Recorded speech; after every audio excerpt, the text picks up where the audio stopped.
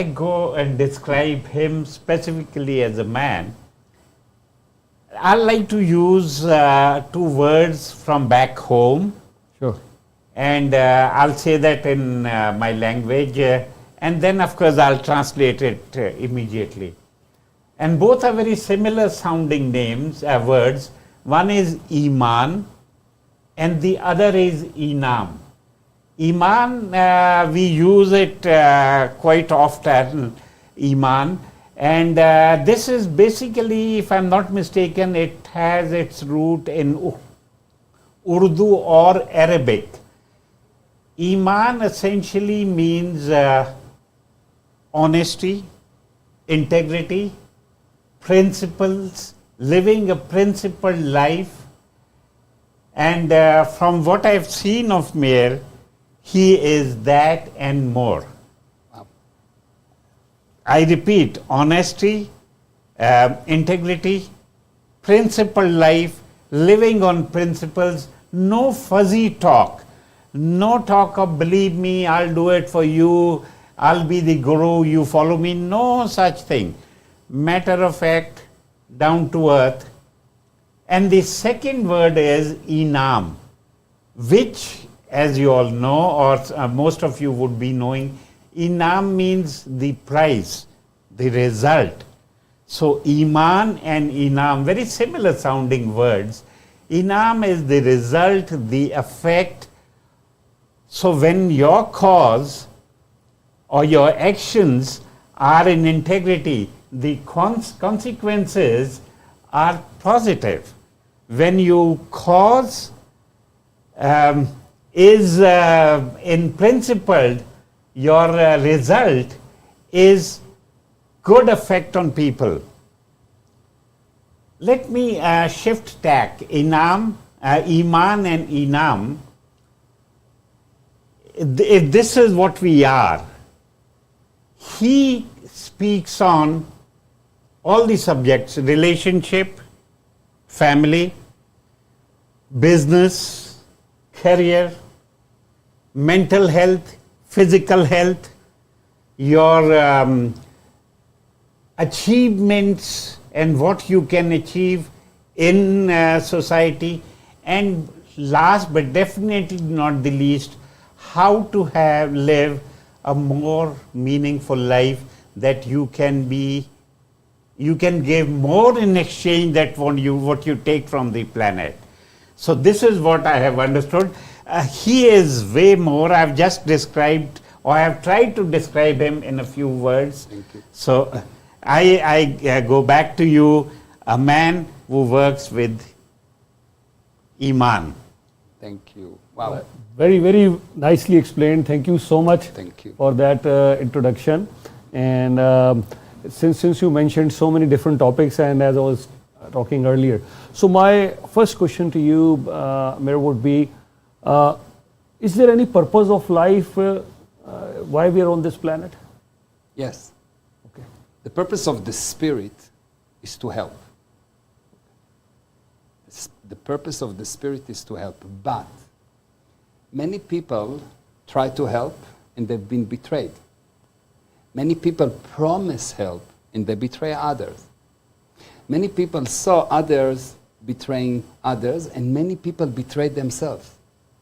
And so help became betrayal. So if I come to you and I say, I'll help you, the first thing that comes to your mind is, what's in it for you?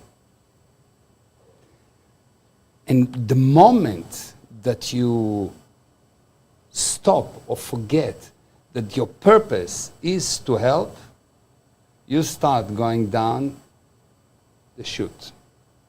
Because you will be as successful as you help. And generally I say, if you want to be healthy, make someone else healthy. If you want to be rich, make someone else rich. If you want to be powerful, make someone else powerful. But also, if you want to be sick, make someone else sick.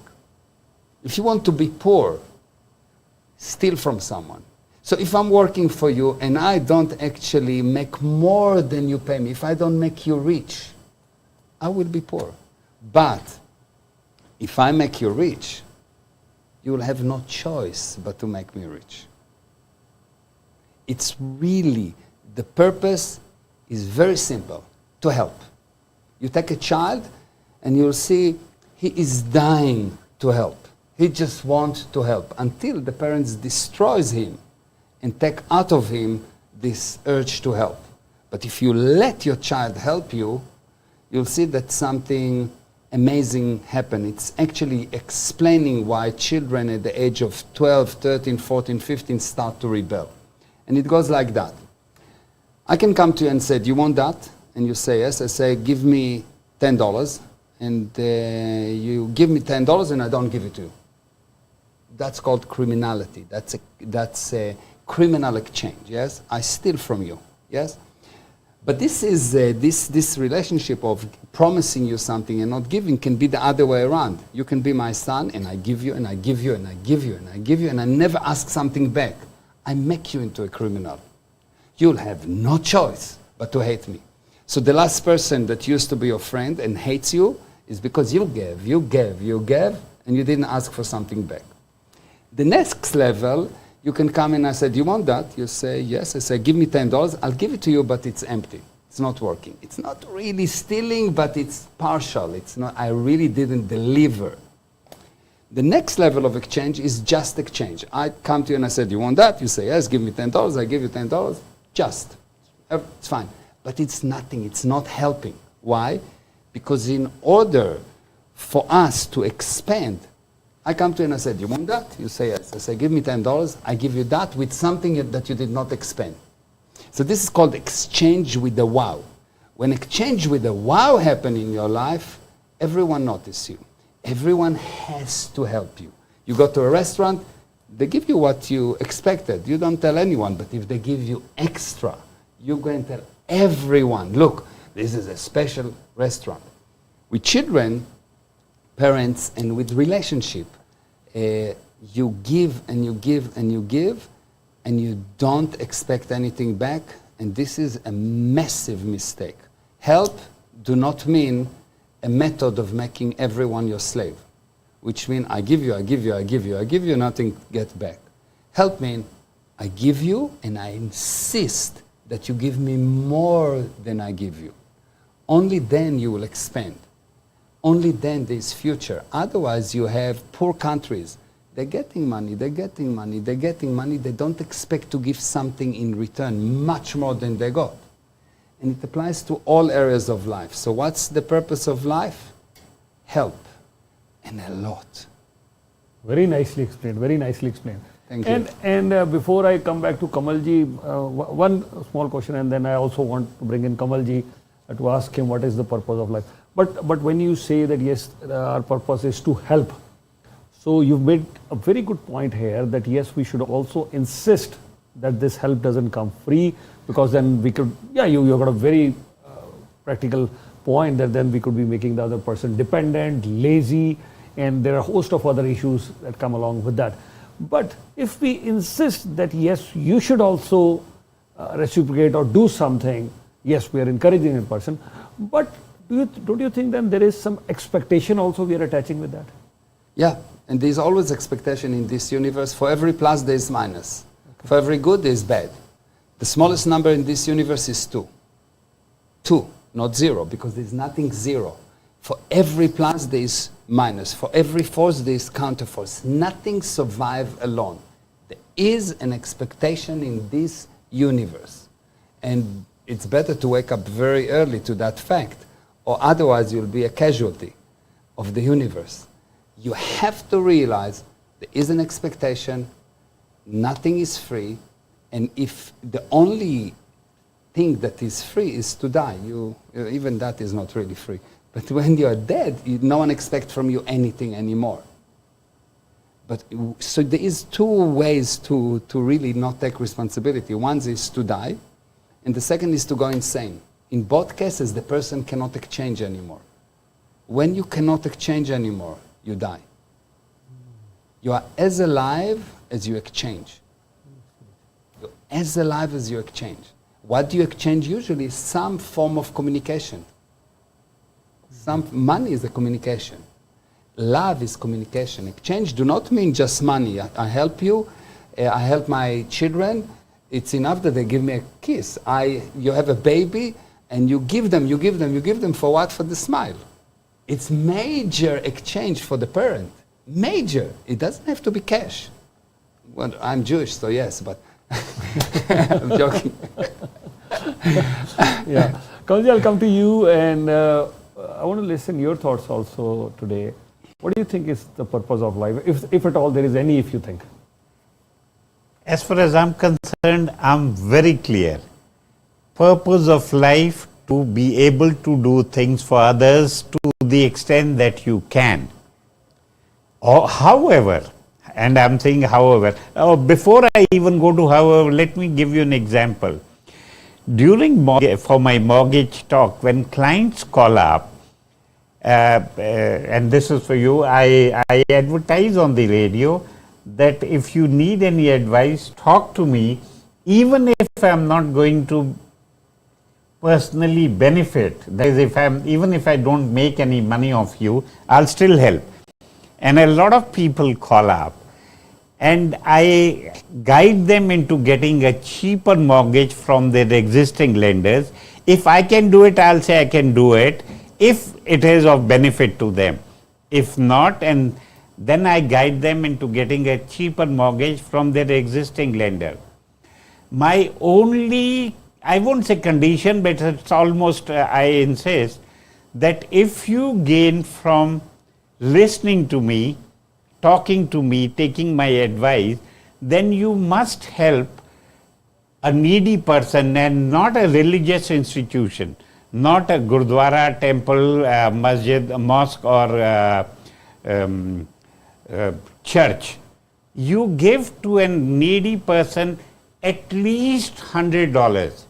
So which means you've got something. It's not free. I mean, the advice was free, but you are in turn helping somebody. Now, two purposes. A, the person cherishes the advice, and B, he gets into the mode of doing things for others. So every exchange is not that you have to benefit, but as long as you're encouraging people to go out and help others, and this happens to me at least 3-4 times a day. People will call up for advice, I'll give it to them, and I said, look, do this. If you benefit from my advice, this is what you do. And you know what? People call back and say, we took your suggestion, not $100, we gave much more to this organization, this institute. So basically, I'm encouraging people to help others also. Whatever you can do. Whatever they can do. They can do. Well, come to you. Very nice, thank you. Well, come to you. What do you have to say this that about success? Everyone is looking for success in their lives, but not everyone is successful. Yeah. So, two-part question. First is, what do you define as success? That this is success, and secondly, how do we achieve it? Okay, good. So success, my definition of the word success is the sum of all validated improvements. Mm-hmm. So you have failure, and usually most people think, oh, this is wrong, this is wrong, this is wrong, this is wrong. So you make the wrong side bigger, wrong, so you become really a failure. Mm-hmm. But I say, this is wrong, I don't care. I put light onto it. What's right? This is an improvement, this is an improvement, this is an improvement, this is an improvement, this is an improvement, this is an improvement. And when the weight of the improvement is higher than the weight of the failure, all of a sudden you realize, oh, I can dance. Oh, I can do that. Oh, I understand English. Oh, I know. You have this I know. So success is the sum of all validated improvement. Now, what's the basic reality? Fake reality is a word that I invented that means a piece of information that you are 100% sure is correct, but when you use it, it doesn't bring the expected result. So you're 100% sure it's correct to argue with your wife, you never get the expected result. You're going to lose. You are a man. Yes. So that is fake reality. That's a fake reality. So, you're not going to so win. you invented this word, fake reality. Sorry, go ahead. So the fake reality here is that people think that you fix people by finding what's wrong with them. The truth is, You fix machines by finding what's wrong with them. You fix people by finding what's right with them. If your wife burned breakfast and you tell her, look, this is bad, this is bad, this is bad, if she will not burn the breakfast, she will put glasses in the breakfast. There will be something wrong, yes? But if you tell her thank you and you find what's right, oh, you invested so much time and effort and you love me and you care about me and you find what's right, what's right, what's right, what's right, what will happen is like that. She's doing something wrong because she thinks that she's wrong and you are right. Every time you tell her that she is right, you are not as intimidating. She becomes right. When she's right, she now can make mistakes because she has a lot of rightness in the bank account, and spending $100 of right is not a problem, so she will do something right. Every time you make a person wrong, you put him down, it means he cannot spend. So you've got money, you can think about it as a bank account, and you need to have enough money in the bank account of rightness in order to spend. When you make someone wrong, he has minus in the bank account. He has no money. When you make him right, you give him money, you give him money, you give him money. All of a sudden, he can spend. He can start do things.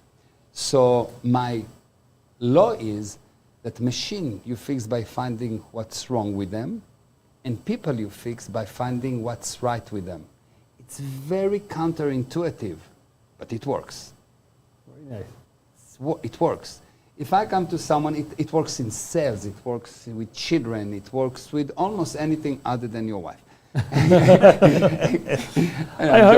I heard in one of your interviews you were saying 90% of the businesses fail because of not focusing on marketing. That's what you said. Yeah. So I want to ask you to explain a little bit more about that, and also how do you define, like you said, okay, if the marketing is good, then the businesses will succeed. So how do you define good marketing? Okay. So the purpose of marketing is to make something wanted, needed, and to sell something. Okay. The mistake is that people don't know that marketing sells. They think salespeople sell. No, salespeople upsells. For example, Apple is a good marketing company, so you come to buy. They don't need to sell you because the marketing sold already. But a company that don't have marketing needs a lot of sales. So they sell either to new clients or existing clients. But they don't do both. When you have marketing, you create want and you sell something. And the way to create marketing is quite simple. What you do, this is something that's called a button. A button is, if I press this button, I know what will happen. Yes? Every person has specific buttons. If you want to buy, I don't know, a new Lexus, you'll see that all of a sudden you see 60,000 Lexus around you. Yes? You see Lexuses all. Why? Because that's your button. Yes? Every market segment have their own buttons. And marketing should never start before you found what's the actual button, the thing that get the people attention. Why? A person in average get 5,000, 10,000 marketing messages per day. He sees 2 or 3. What does he see? The Lexus, the button. So in order for you to deliver the message, you first need to press the button. And that you can find only by survey. There is a very specific technology of survey that if you know it, you'll see that instead of having 0.111% on your marketing, you'll get 20, 30, 40% return, which is unheard of. So the first thing is the button, and the second thing, the message. The message has to be something that's real for the person, and it has to be real emotionally. What do I mean? I'll give you an example. Many years ago, I was helping this company that doing fertilizers. And they tried to sell, and they've done all kind of things. I said, no. We need to find the emotion of the people that buy fertilizers. They said to me, what do you mean emotion? I'll explain to you. Let's say that you come to buy fertilizer. And I'll take it only 2 levels, but there are many levels of emotion. You may come because you want a beautiful garden. This is as if you're enthusiastic about the subject, or etc. Or you may come to buy from me because you want to kill the freaking bugs. It's a totally different message. You need to know what's the emotion, because people buy due to an emotional response. Only emotional response. People don't buy an iPhone, they buy the look.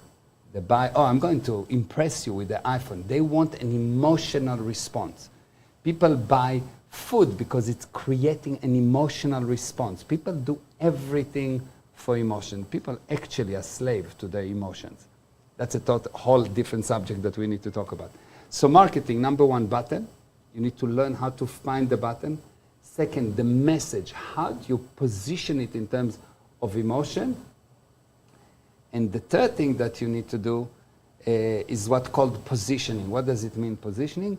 You need to have a symbol or a saying that gives the person the feeling that he knows everything, but he doesn't know anything. For example, when they invented car, they used to say that it is a motorized cart. Yes, because people knew what it is. Yes? What a cart is, yeah.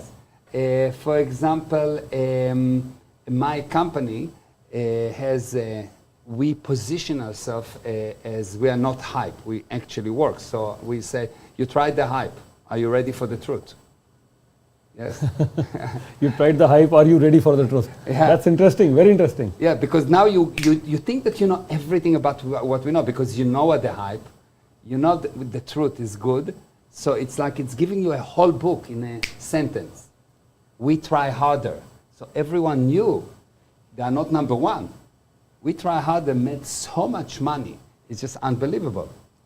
So if you know these three parts of marketing, you have to be genius to fail. You can print money, practically print money. And since you're talking about printing money, before I come back to again Kamalji, I did hear that you made $100 million at the age of 31. Yeah. So at the age of 31, that's almost 3 decades ago, since I know your age now. So almost 3 decades ago, 100 million at that time is almost like becoming a billionaire today. Yeah. So at 3 decades ago, if you made 100 million at the age of 31, we would want to know, how did you do that? And after that, where did you move on from that point? We'd like to listen to your journey. Okay. Yeah. So I'll tell you the story. Sure. It's a little bit interesting story. I was born with my 2 feet pointing backward, totally backward. So I couldn't walk. And from the age of 3 days, I was in cast up to the hips. And every 3 days, my mom would take me to the hospital. That was 1 hour drive in a bus. They will cut the cast and break the feet. And the doctor said, look, he will never walk. It's just like, you have to be ready. So for 6 years, every 3 days, breaking the feet, lots of pain, terrible. By the age of 6, they took off the cast, the feet pointed backward, but I couldn't stand on them. But you could stand or you couldn't? No, I couldn't. Even at the age of 6? Yeah, I couldn't stand because I never walked. There was no muscles. Okay. Nothing. This thing was not working. The legs was not working. But the feet looked forward. Forward. Okay, thank you. Got it. Yeah. So they said, look, you will not walk. I said, seriously? I will. So despite everything that the doctor said, I started to crawl and try and push and climb and do impossible things, and always with pain. And when I got to the age of 18, I could already walk and I could run and everything. And I went to the Israeli army. And everyone at the age of 18 has to go to the Israeli army for 3 years. I volunteered to a very special unit to become a diver. Now, I was lucky at that time. There was no computers. So they asked me, is there anything wrong with your body? I said, no, everything is 100%. The course was 2 years. Torture, 2 years. We started 4,000 people. We finished 21. In 2 years. I was one of those people that finished. From 4,000 people, only 21 were selected, and you were one of them. Wow. Yes. Yeah. Wow. So how come?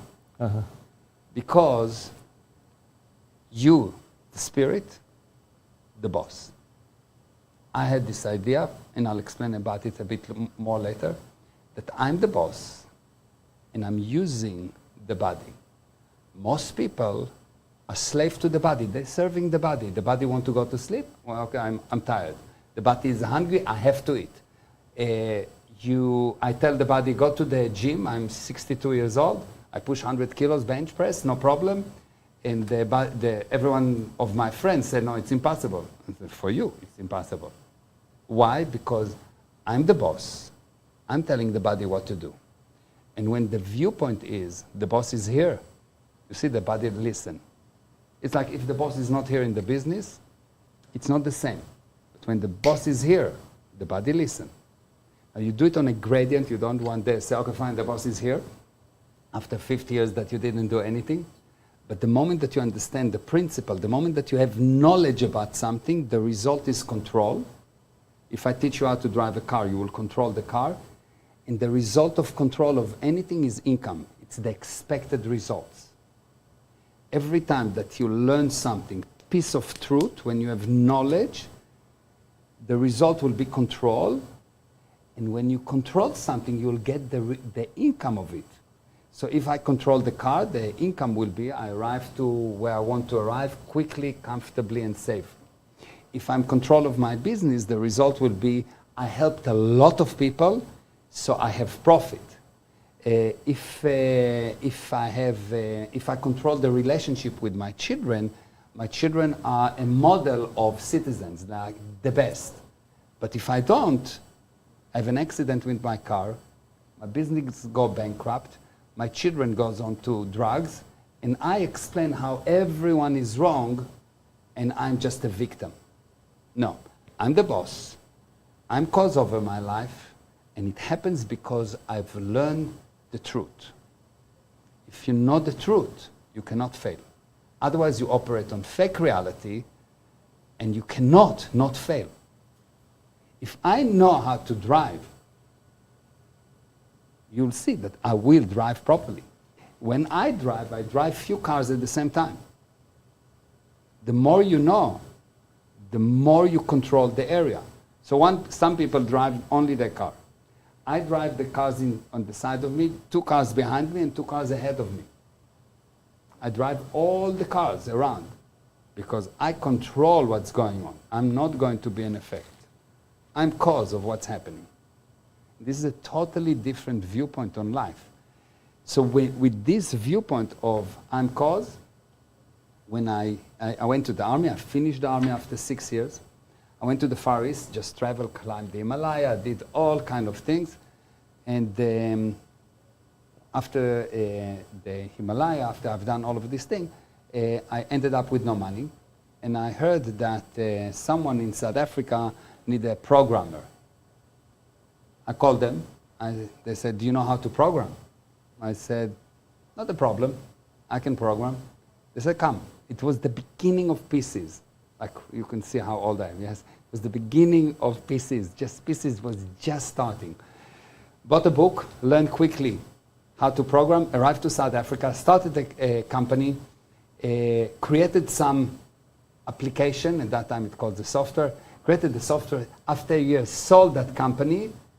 And then immediately after that, I went and I came up with some kind of a solution for fuel fraud in South Africa.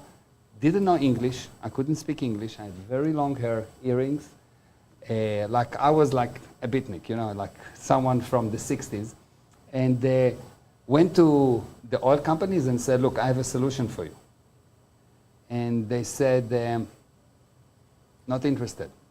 I've sent them presentation. They said not interested. I decided I'm the boss.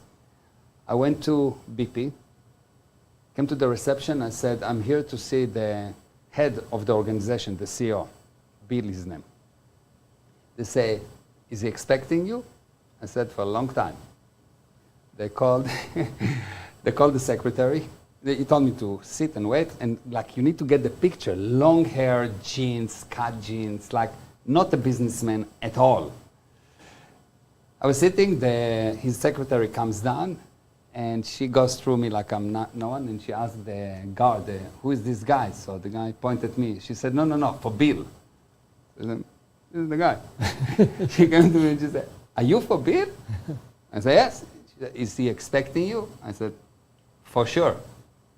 So we go up, like I think 25th floor, whatever, big building. The whole building was beeping. We're going through a lot of cubicle. The corner office is Bill. Before she gets to her place, I bypass her, open the door, and I say, Bill, I need to talk to you. You want to hear what I have to say. He looked at me and said, you have 5 minutes. It was 10 a.m. in the morning. I left at 8 p.m. after I had lunch and dinner with him. Wow. Wow. 3 months later, I closed the deal. Why? Because I knew the truth. I knew the principles. I have the knowledge about who I am, what the spirit is all about. I was not impressed by the mechanical show of the physical universe, but I've learned, I knew what the spirit is all about, and every person that's watching us now has capabilities that he didn't even dream that are possible. But the moment that you start to look, you'll discover your power is so powerful that you are the source of power. You are so powerful that you are the source of power. That's how powerful you are. You just need to start and learn the principles. And once you start to learn, knowledge immediately bring control, immediately bring income. And then you'll have to be genius to fail, impossible to fail. Very nice. What an interesting story. Yeah. Thank you so much for sharing your journey. Thank very you. inspiring, very encouraging. Kamalji, I'll come to you. Many people think, like just as Mayor Ezra, he explained his journey, and many people think that they could do that and said, but where lies the difference between, here are a few people who are very successful in their lives, and then there are others who might even think, as Amir was explaining, we are strong, spirit, I'm not going to listen to my body, I'm going to do this, but then they don't add up to anything in their lives. What is the difference? Why? Couple of things. Okay. First, a lot of people have desires or rather wishful thinking. Wishful thinking, desires, or maybe an idea. They never turn that idea into an intention.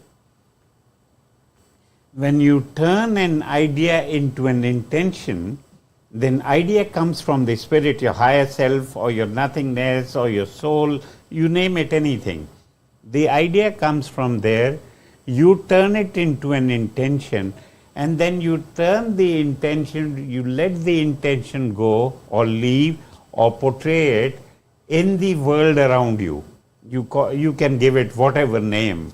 He likes to call it physical universe, which is the truth.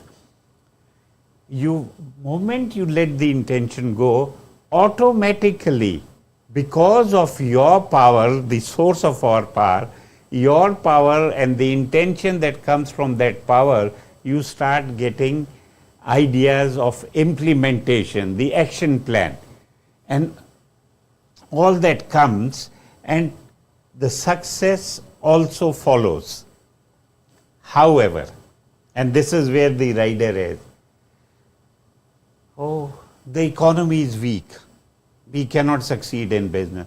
Oh, it's too cold, we cannot go out to work. Oh, we won't get any customers because it's a long weekend. So we start talking about, or we start propagating our weaknesses for ourselves or reasons for failure. So what we are doing is, we are propagating why we can fail. Moment you start propagating why you will fail, failure will come, because that's what you're pushing. I'll give you an example of what happened yesterday in my organization. And one of the salespersons, they say, it's slow. I said, why? No, it's windy. Not yesterday, it's very windy, people, no. I said, stop. I won't even let the person complete the sentence. I said, you said it today. In future, do not make statements or talk about reasons why you can fail. talk about only why you will succeed. And because moment you articulate that, when you say it, pictures get created in your mind, and pictures have power. And those same pictures you use to push yourself in your life. And when I say yourself, it's not just you as yourself, the whole organization, your whole team. And as, thank you for saying that, he said it a couple of times, there is no way that you can fail, or there is no way that you cannot succeed. So the pictures, we talk about the reasons why we will not succeed. Oh no, but it's rational. No, it's not rational, it's criminal. I use the word very strongly. When you talk about reasons you'll fail, you are basically moving yourself towards failure. That's all. Does that answer your question? Definitely. Very good point. Let me add something. Sorry, please. What he says is really spot on, really. And I can summarize it for the viewers. Sure. When you find a reason for a problem, how do you know if it is the real reason or an excuse? That's really the question, because you find a reason and you might be sick with excuse sclerosis, or you have... That's your another term that you... What's the term I want to know? Excuse? Excuse sclerosis. Excuse sclerosis, okay. You might be sick with excuse sclerosis, or you have the real reason. Okay. The real reason for a problem has two characteristics that you need to honestly check. Number one, can you do something about it? There's wind outside. Can you turn off the wind? No. So, excuse me, it's just an excuse. But if you say we didn't actually send any marketing messages in the last 60 years, that's probably something you can do about it by now, yes? Yes. Let's start sending marketing messages. So that's number one. You can do something about it. And the moment that you do something about it, did the condition improve? Did the situation improve? So someone came to me, it's a short story. There was a company in Israel, a new cell phone company in Israel. And they invested a lot of money into getting to the market, and they've tried to get into the market, and they put money like that, and they had this celebrity and that celebrity, and yes, they moved, but they didn't really went up. And they really wanted to break up and to really succeed. And I knew the guy that was heading the company, and he came to me and he says, Mayor, I need your help. I said, what's the problem? He says, blah, blah, blah, this is. I said, okay, good, tell me what you've done. And he told me, we think this is what's the reason, and this is the reason, and this is, and he gave me all the reason. I said, thank you very much. I know what the reasons are not. Why? Because it didn't improve the situation. Yeah. It's violated number 2. Yes? So I know what is not. Now let me have a look and I'll tell you what's the reason. I went into the company, 20 minutes. I found the reason. Very simple. Very simple. There's a law that when a salesperson hears bad news, if he thinks that his product is bad, he will not want to sell the product. Because most people are really want to do the right thing. And what I saw is that they had a big calling room that the support people and the salespeople sitting in the same place. So the salespeople heard bad news all the time, argument, fighting with the customers, customer complaint, customer complaint, customer complaint. What I've done, I just built a wall, different entrance, different coffee machine, different everything, just separate them totally, and started to give them good news to the salespeople. It took less than 3 months. They doubled the market share. Double. Very nice. Why? Because it's something I can do something about, and the situation improves immediately. So when you have a problem, you need to be brave and to ask, can I do something about it? If not, you need to know for sure, 100%, regardless of your excuses, it's not the real reason. And number 2, did the situation improve? No? If I say, oh, my wife is difficult, do you have on-off difficult wife, easy wife? No. So it's not the reason. It's not the reason. Oh, my son hates me. Okay, can you change it? Is it under your control? No. So it's not the reason. It's not the reason. If it's not under your control, it's not the reason. It's violating number one. And then, if it is under your control, does the situation improve immediately? And this is amazing because now instead of living in the wilderness of guessing, you all of a sudden have a scientific method of checking. Are you sick? Or are you healthy? Excuse sclerosis or effectiveness? Very nice, very nice.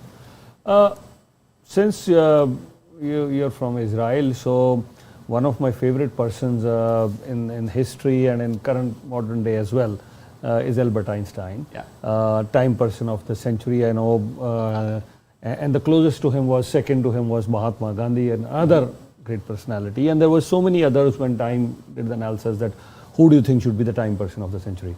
So why I'm mentioning this time person of the century, Albert Einstein, Mahatma Gandhi, and so many other leaders, I want to ask both of you, we'll start with you, Mayor, that what is it different in leaders?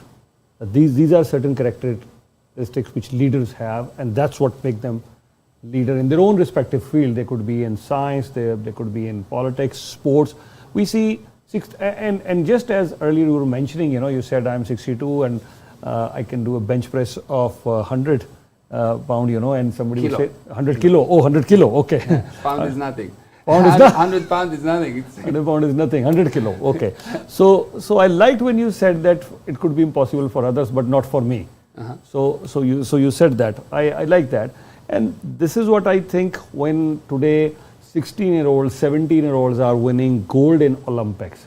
So I think, imagine when did they start learning swimming, like Summer McIntosh, she's already won gold in Olympics, So many other youngsters who are 16, 17-year-olds, they're winning gold in Olympics. So when did they start? And I think they have the same theory as yours, that nothing is impossible. It could be impossible for others, but not for me. Yeah. So how do these leaders come up? How do you create that sort of mentality in sports, in music, in science? Yes. Knowledge. Knowledge. Okay. Knowledge is the stepping stone to knowingness, to perfection. Okay. Knowledge is the stepping stone for perfection. You will see that man improved when he gained knowledge and didn't adapt himself to the universe, but he adapted the universe to himself. Men win when he make holes through walls, through mountains. Men lose when he bow to the mountain. How do you actually go through a mountain? Knowledge. Now, what does it mean, knowledge? What makes knowledge knowledge? If I ask most people what knowledge is, they will tell me it's information. They will tell me all kind of things. And this is probably the simplest concept in the universe, but because it's so simple, most people don't get the power of simplicity. Actually, I say that anything that is not simple contains a lie. If your husband come home and give you this complicated story about what happened, he's lying. Yes? Because the truth is simple. Actually, complication is a proof that the full truth is not known yet. It was very complicated for me to learn guitar, but now I'm playing guitar, it's like nothing. Why even I struggle? It was very complicated to every person to learn his language, but now I just speak. So the moment that you have total knowledge of something, you have total control over something. So it's really important to understand what is knowledge. It's quite unbelievable. So I will explain what is knowledge in few steps, because if I just give the answer, it will mean nothing. Okay? If this is a concept that I want to deliver, the only way to deliver a concept, and that concept can be music, it can be an idea that I have, anything, is by number of sentences. Music is composed of sentences, books are composed of sentences. When we talk, we compose of sentences. Assuming the sentences make sense, you'll understand the idea. If you did not understand the idea, it means that you did not understand one or more sentences, assuming that they are correct. Very simple, yes? So if I said to you, I Tomorrow I want to go, chica liga liga. You don't understand because two sentences were misunderstood here, yes? Yeah.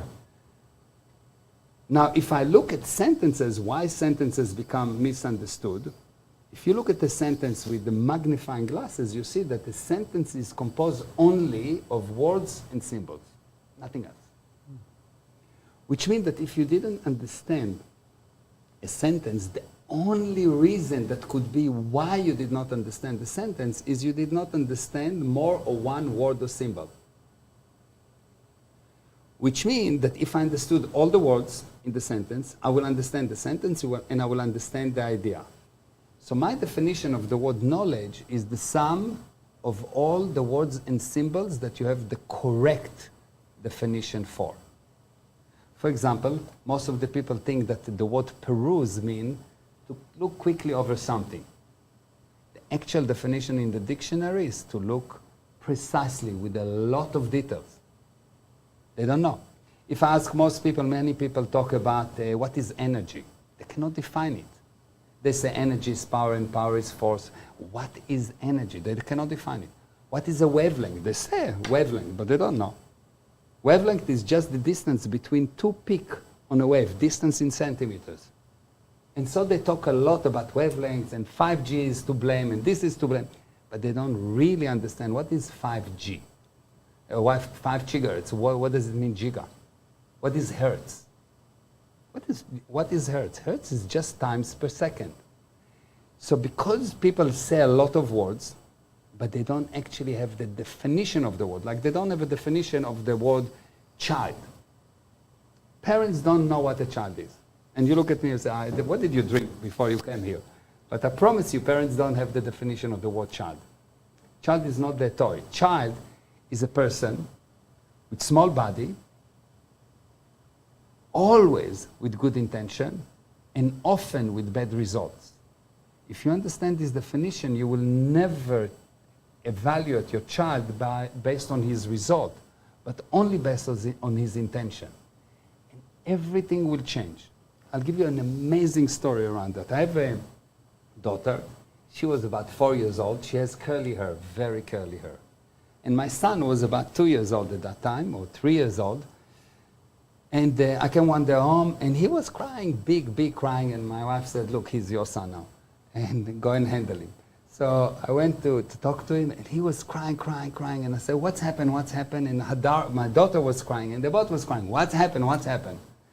And he says, Hadar is mean to me. I said, well, what do you mean? Why is she mean to you? He said, because I pulled her hair, and she's crying. I said, okay, I understand. What was your intention in pulling the hair? He looked at me like I'm stupid. Like, don't you know? I said, no, I'm sorry, I don't know. What was your intention? He looked at me like, really, what, are you really crazy? I said, yes, I don't know, really, explain to me. He says, you know, Mommy always straightened her hair with this straightener, so I wanted to help her, so she have a straight hair. That was the good intention, not such a good result, but that's the good intention. I found the good intention. Now I could explain to him how to help with that intention. And never again he pulled her hair. Never again. Because I found the good intention. People, when they do the worst thing, they actually have good intention. If you find the good intention, you'll be able to help them. Actually, one of the definitions that I have for the word sin is a bad thing that you do in an effort to resolve a problem. You just don't know you don't have the knowledge, so you commit a sin. But if you had the knowledge, if someone will know for sure you have good intention, he will help you with finding the knowledge, so you will not have to commit the sin. You will keep your hands clean and your life will improve. So most people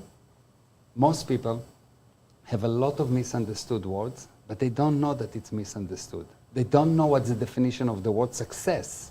So they want to be successful, but they don't know that success is the sum of all validated improvement. If you have the correct definition of a word, it will solve all the problem related to that word.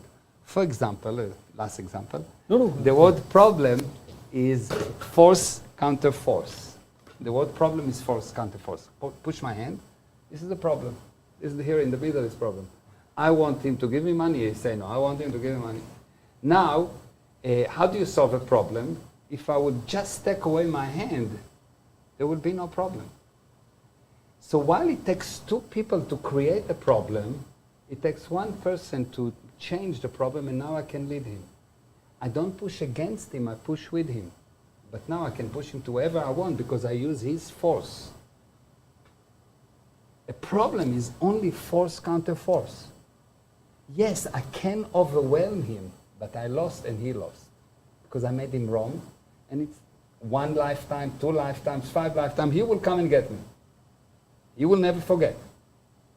You can make your wife wrong, and 20 years later she will come to you and say, do you remember that? Yes.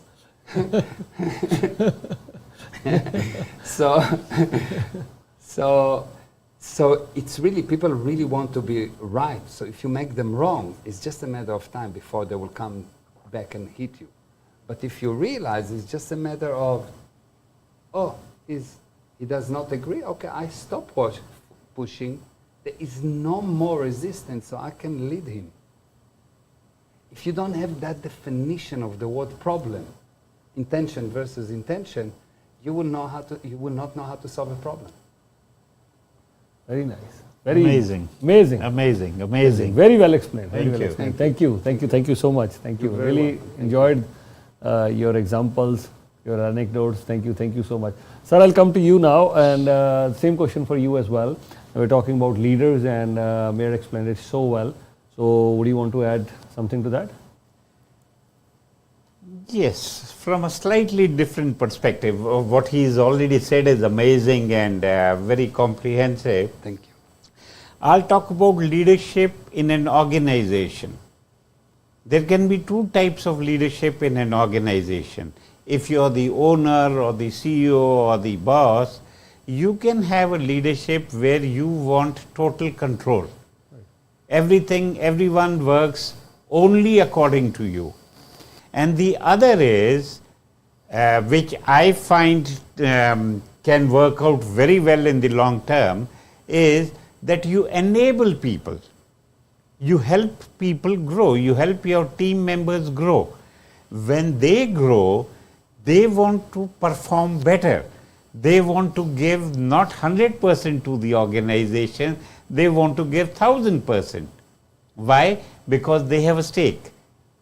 The leader is an enabler. He is not a disabler. He is not finding, the way you said, he is not finding fault in you. He is finding what you are good with. And I was just sharing it with him in the car.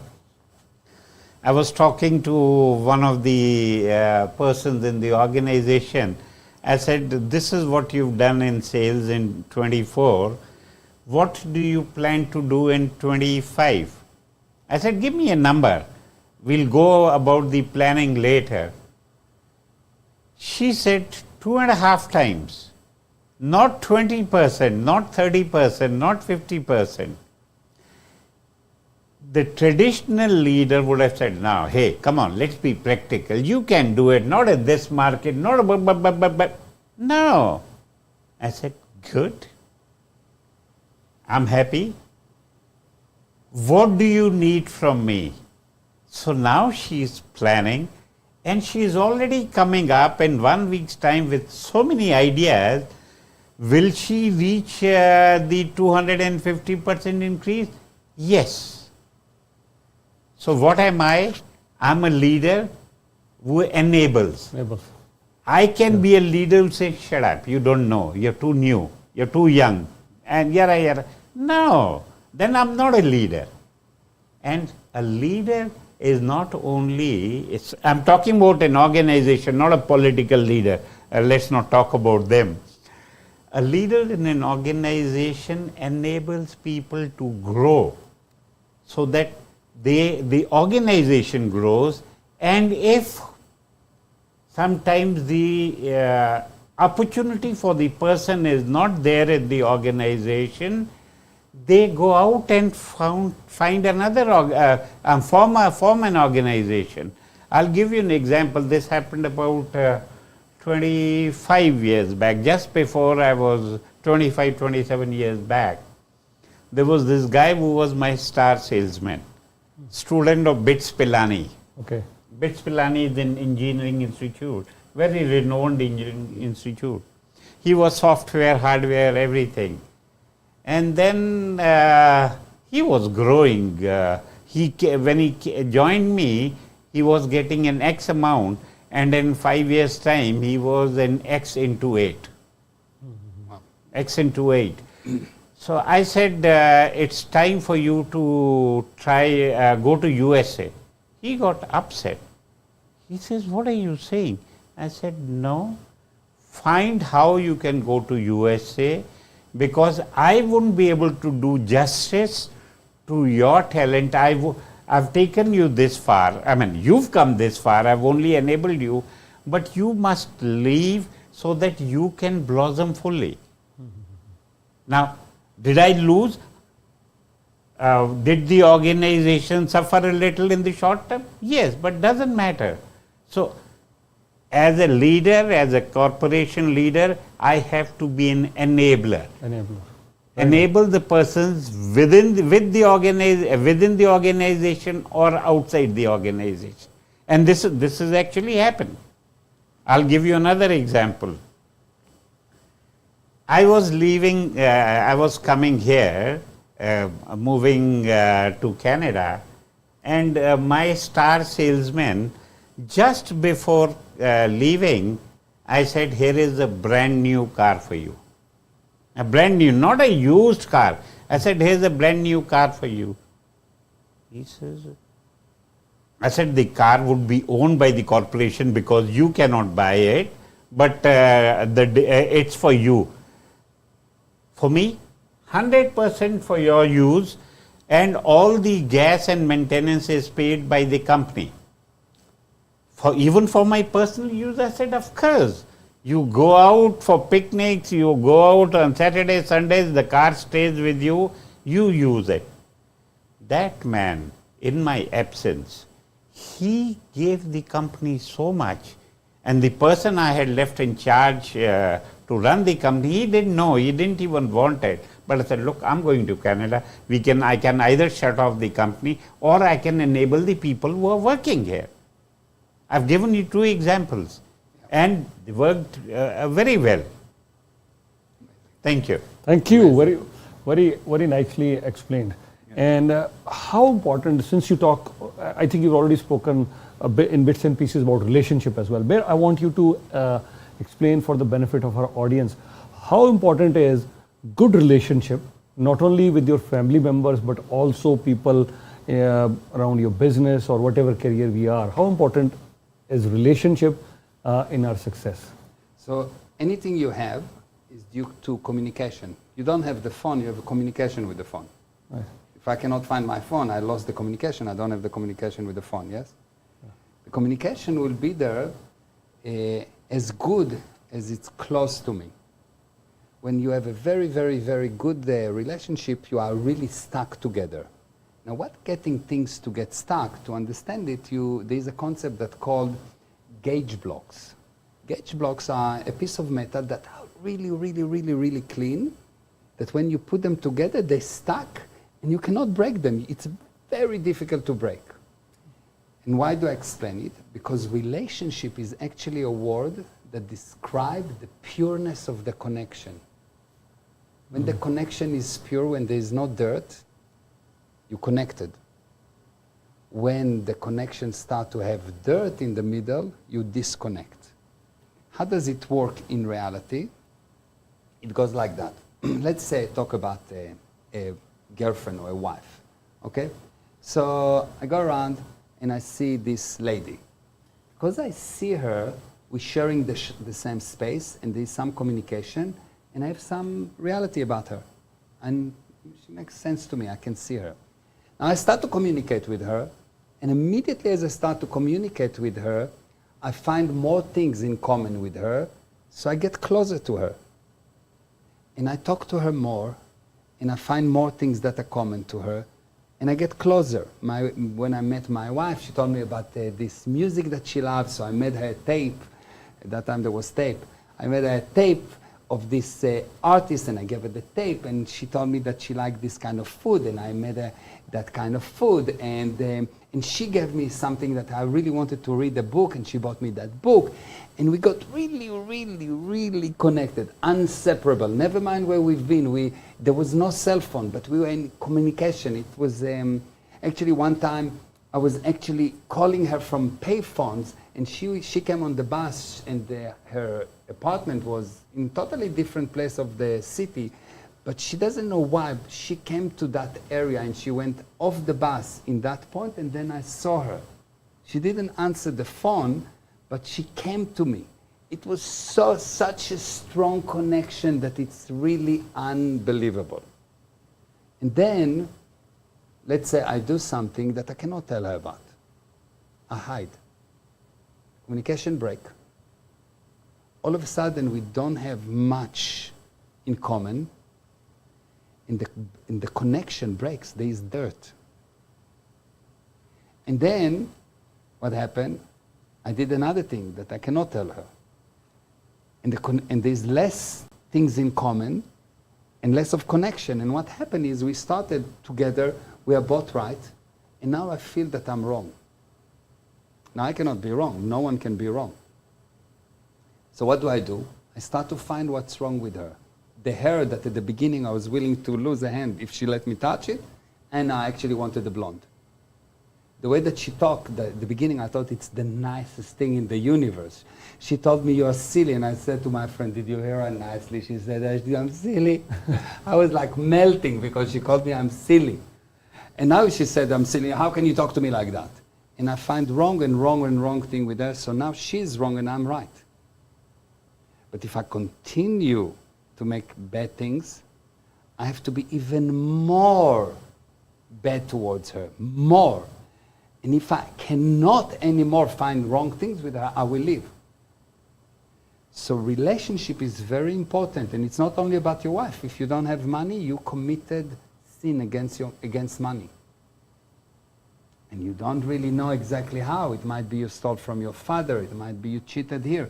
You will not have money more than the amount of sins that you created. The connection that you have with money has to do with how pure is the relationship between you and money.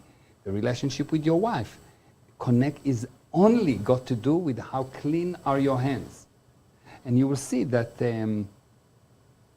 when someone finds fault with you, I know he did something against you. So I said that when someone say you are to blame, what he says, God will help me to explain how you are to blame at what I've done, 3 fingers towards me. Any person that blame, never mind how justified, he blame because he did something bad. And it's almost unbelievable. What do you think? Well, no, but he did that, I can prove. I know. You can do that, but that's your problem. But it will not affect me. These billions of people that are doing wrong things that don't affect me if I don't decide that they affect me. I will decide they affect me only if I have to make you wrong. Otherwise, I love my son, and he can come and he can tell me that he's done the worst thing in the universe. I will not be upset with him. I would just, okay, fine, let's handle it. Because I love him. Because my hands are clean with him. But if my wife said that, oh, well, that's a different story. Maybe my hands are not as clean. You understand the difference? It's a big difference. So the only reason someone don't like you is because he did something against you. Oh, very nicely explained. You just mentioned another point, when I asked you about relationship, and beautifully explained it, but you also touched about our relationship with money. Mm-hmm. So if I may ask you, what is our relationship with money? Actually, the question we all want to answer ourselves, how much money do we need? More all the time. Okay. More all the time. Why? Because everything become more expensive. And money help you to help. Money help you to help. So it helps you to get your purpose. Now, the thing that people don't understand is what is money. I told you about you have to understand the words. Words, yeah. Yes? If I ask people what is money, they usually say this thing that rich people have, or this thing that Jewish people have. Jewish and Indian. And Indian, he said. Jewish and Indian. Yeah, of course.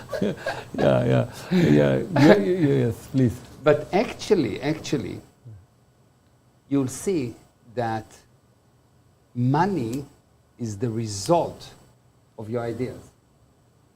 You have exactly as much as you believe that you deserve. What does it mean, deserve? How clean is the relationship you have with money? You will not have your wife if you don't deserve her. What does it mean? If you feel that you committed a lot of sins against your wife, you will find a way that you will not be with her. You will blame her, you will have the book of sins that she committed, but actually you talk about yourself. The same thing with money. You will not have your wife if you committed sin against your wife. You will not have money if you committed sin against money. How do you commit a sin against money? Let's say I work for you and I don't like my job. I committed sin against money because I'm getting paid and I don't actually deliver everything. Just the fact that I'm not in love with this place is a sin. Because what is another definition of a sin? What you do that you wouldn't want someone else to do to you. If it was my business and you worked for me, I will want you to put your heart, soul, and everything in between into the business. That will be the right thing. And of course, I will pay you. But most people don't like what they do. And that's a sin against money. Most people don't deliver more than they promise. That's a sin against money. If I tell you I bring you a delivery of a steak and I give you the delivery of the steak, and it's fine, but I didn't give you something extra. Yeah. It's a sin against money. Because the same is less. In this universe, nothing stays the same. If it's not expanding, it's going down. If I didn't become more your friend, I became more your enemy. If I don't love you more, I hate you more. There is nothing zero. This universe do not admit of zero. Everything moves. Then the atom moves and everything moves and the universe expands. Everything moves. And things can either expand or they can contract. Nothing stays the same. If you get paid with salary, $10,000 this month, $10,000 the next month, $10,000, you think you look at stability. No, you look at the disaster. Because everything costs more. And the children grows. And you get older, everything become more expensive. You need to make more. And if you think you look at stability, one day you will discover, oh, whoa, I'm bankrupt. So money is actually the result of your ideas and how much you're confident that you can actually turn your ideas into actualities. So you can say that money is the result of ideas that has been turned into actualities. Oh, amazing. So before I let you go, I've tried to touch so many different topics, but I think specifically for today's youth, I want a message before I let you go from both of you. We'll start with you, sir, this time. So why don't you start first? A message for youth. A message for youth: do, and do more when you're tired. Don't say, I'm tired, it's the weekend, I cannot do, I'm not in the mood, I don't feel. No. If you've taken on a responsibility, come what may, you have to complete it, you have to do it. And unfortunately, perhaps unfortunately, the parents of today are pampering and spoiling the kids, not allowing them or pushing them into taking up their responsibility. They have to take the responsibility and they have to do and do more. No excuses, no reasons. If you're not doing more, his last sentence, then you're doing less. And that's my message for the youth today. No excuses. You have to do more. To do more. Very nice. Beautiful. Beautiful. Very Yeah. well said. Sir, your Okay, so more than one message. Sure. Number one, most people operate based on their emotion. This is what I feel. This is what I want. This is what I desire. The truth is, all those things are things that belong to you. My emotion, my feeling, my desire. It's not you. The correct way to operate is to define what you want to have. What you want to have, something very tangible. A car, a house, a relationship, something really measurable, tangible. Then based on that, formalize what you need to do, and then make yourself fall in love with what you need to do. Because if I'll do what I want to, what I feel like, I'm probably going to sit in bed and just watch Netflix all day long. Yes? Or just eat anything that comes in. Or not go to the gym. Or not help. Because this is my feeling. They always mislead you. Your feelings are your real enemy. I know that most people worship their feeling. Your feeling is your enemy. It's my feeling. It's my slave. It's not me. I'm the boss. The boss is home. I define what I want to have. Then I need to do I decide what I need to do. And so I fall in love with what I need to do. If I need to suffer with pain beyond this lifetime while doing this course of 2 years, I enjoyed every second of pain because I knew that if I will do it, I will complete that course, and I really wanted to have that. You decide what you want to have. You figure out from what you want to have what needs to be done, and you must fall in love more than you've been in love at the age of 16. Like the highest love is, this is what I need to do. I fall in love with that. That's number one. Number two, which is really important, there's something that's called a cycle of action. Cycle of action is start, change, and stop. A person born, grows, and die. I'm against it, but that's how it works. Start, change, stop, okay? And actually you will see that the word control means the ability to start, change, and stop. If I can start a car, change a car, and stop the car, I'm in control of the car. If I can start a thought, change a thought, and stop a thought, I'm in control of my thought. Yeah. If I can start my wife, change my wife, and stop my wife, I'm a magician. So since control equal to income, yeah, if you want to have an income in anything, complete the cycle of action. You touch it, you bring it to completion. Don't do half. And this is so important because there's a lot of people that suffering from mental health. And I can summarize most, or if not all, of mental health in the following. You are born and you have a number of processes in your head, like a computer, many processes. Now when you open in a computer many program, what happens? The computer becomes slower, and if you open more, the computer will crash.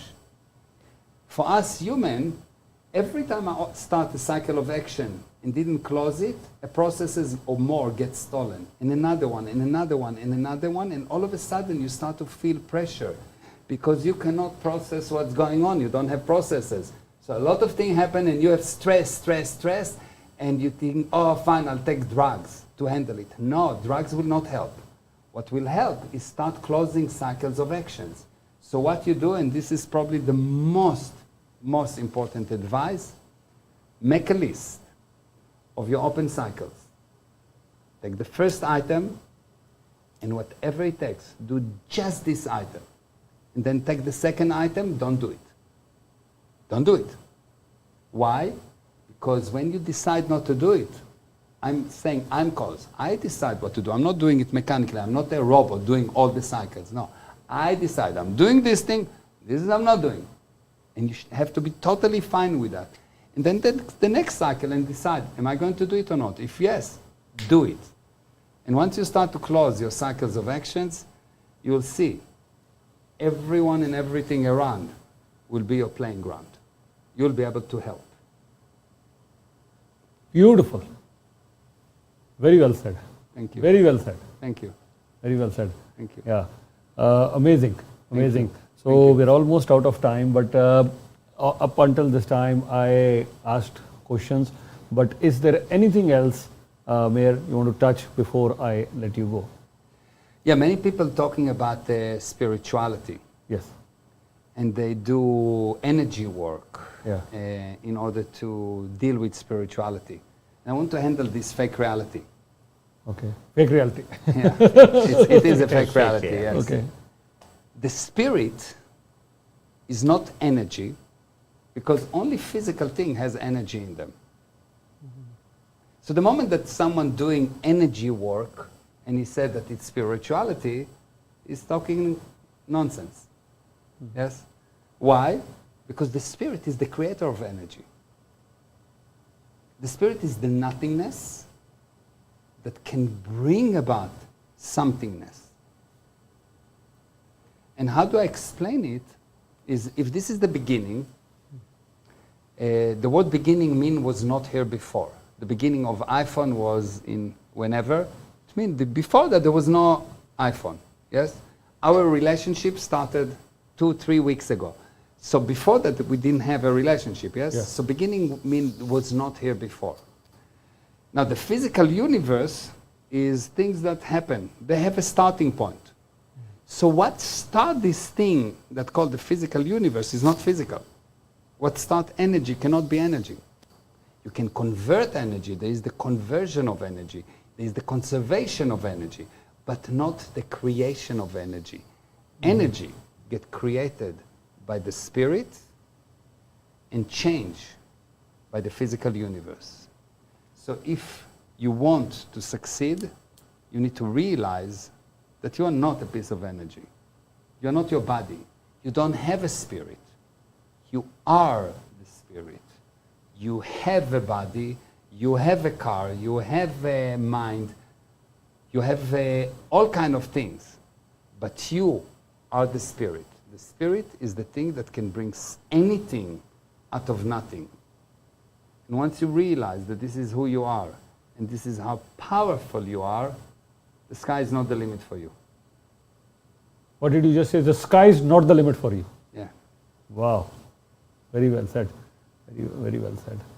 Sir, it's an honor, privilege Same here. Thank to you. listen to you. Thank you. Thank And you. hopefully we'll carry on. Thank everyone also. Thank you everyone for watching. Thank you so much, Mayor. And would like to once again, the website or any contact details are at the bottom of your screen. In case you want to get in touch with Mayor Ezra, please feel free to do that. And Kamalji, I want to thank you for bringing such an yes. amazing personality, introducing us. Your final thoughts, sir. It's all good.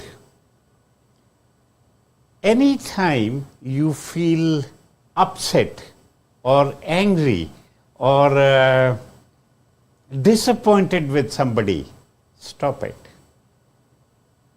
Because it's your feeling.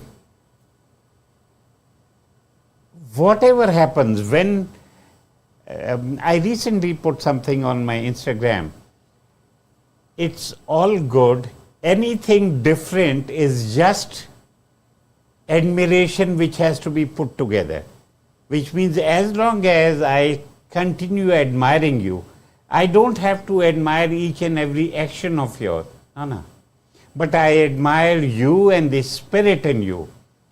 As long as I admire you, your actions do not matter. So if I want to condemn a person that you're a cheat, no, the person is not a cheat. Some of his actions may not have been to your liking. So let's distinguish between the actions and the spirit, the actions and the purpose. And moment we distinguish that, we are not only going full throttle, but deep within ourselves, we are at peace. We are smiling, we are happy, and we can spread that all around us. Not any mumbo jumbo religion. No, no, no, no, no, no, no, no, no. It's a peace, or when you're sitting with such a person, you feel good. He's exuding goodness, and you recognize that, and then you yourself start exuding goodness. So it's the spirit, not the action. Or as Mayor would often say, it's the intention, not the result. It's the cause, not the effect. It's the reason, not the result. It's the consequences, not of the action, but recognizing you as the spirit in its entirety. Thank you. Amazing thoughts that you've shared today, and I'll also sum up. There is a lot that you discussed today, and I hope our viewers did benefit a lot. And I could pick up so many good things today, but just in the interest of time, two things I want to mention. First, from where you started, I think it was a very good point. We do not need to unnecessarily doubt anybody's integrity, because there are a lot of great people on this planet who would want to do something good, spread goodness, and you use the word help. We can use the word help. Spread love, kindness, compassion. So let's not doubt anybody's integrity. And at the same time, when you just mentioned what is in it for me, we should also do the same. So whatever good we can do, and let's not focus on. I was very ambitious at one time, and I was focusing on the results most of the time. But when I took my eye off the results, the desires went away, and there were so many good things that transpired. But once again, thank you, Mayor. Thank you so much. Thank you. And thank you, Kamalji. Thank you so much. Thank you very much. Thank you. Hope you enjoyed today's discussion. That's all the time that we have. Stay tuned with Ymedia. Keep watching Channel Y. Thank you.